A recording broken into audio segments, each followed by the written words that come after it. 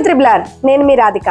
So చాలా మంది ఈ డివైజెస్ గురించి చాలా క్వశ్చన్స్ అడుగుతున్నారు. అండ్ అంతేకాదు చాలా మందికి ఈ డివైస్ వెళ్ళింది కదా.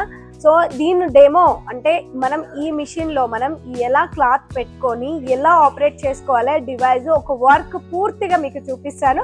ఒకసారి రండి. సో ఈ ట్రిపుల్ బీడింగ్ చాలా మంది కస్టమర్లు తీసుకున్నారు కదా. ఇప్పుడు మన టెక్నీషియన్ మీకు ఇంటికి వచ్చి నేర్పించాక మీరు దీన్ని ఏ విధంగా ఆపరేట్ చేసుకోవాలనేది ఇప్పుడు నేను చూపిస్తాను.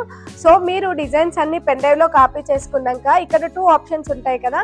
సో మనం పెన్ డ్రైవ్ లోకి వెళ్ళి ఒక డిజైన్ సెలెక్ట్ చేసుకొని తీసుకుందాము. సో మనం ఏదైతే డిజైన్ కావాలనుకుంటున్నామో మనం ఇందులో కాపీ చేసుకొని డిజైన్ అనేది మీకు తెలుసు కదా ఏ విధంగా కాపీ చేసుకోవాలో ఇలా మనం తీసుకున్నాము. సో తీసుకున్న దాన్ని మనం ఇప్పుడు సెలెక్ట్ చేసుకుందాం. సో సెలెక్ట్ అయినాక మనం డైరెక్షన్స్ సేమ్ యాజ్ యూజువల్ ఏవైతే మనము నార్మల్గా డైరెక్షన్స్ కానీ వెడతు లెంత్ కానీ అండ్ థ్రెడ్స్ కానీ సేమ్ యాజ్ యూజువల్గా తీసుకున్నాక ఇప్పుడు మనకి 4th ఆప్షన్కి వెళ్ళి సో మనము ఏ విధంగా మనం తీసుకోవాలనేది ఒక్కసారి చూపిస్తాను. ఇక్కడ ఈ డివైస్ ఉంది కదా, ఈ డివైస్ కి మినిమం గ్యాప్ అనేది క్లిప్పులకి గుర్తుపెట్టుకోండి. మినిమం మనం ఎక్కడ ఈ మన 20x32 ఫ్రేమ్ సైజే కానివ్వండి ఏ ఫ్రేమ్ సైజ్ అయినా కూడా సో మనము ఇక్కడ డివైస్ కి ఎంత గ్యాప్ అయితే మినిమం ఇక్కడ చూడండి నేను చూపిస్తున్నాను కదా, మినిమం ఇంత గ్యాప్ అయితే ఉండాలి ఖచ్చితంగా.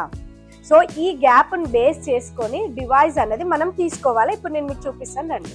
సో ఒక్కసారి అప్రాక్సిమేట్లీ ఎక్కడ నుండి ఎక్కడ వరకు వస్తుంది అనేది సో ఇక్కడ చూస్తున్నారు కదా.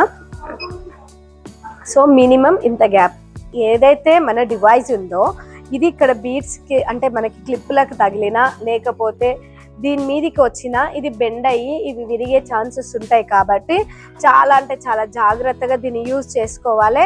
సో ఇది వన్స్ మీకు అర్థమైంది అనుకోండి చాలా ఈజీగా రన్ చేసుకోవచ్చు.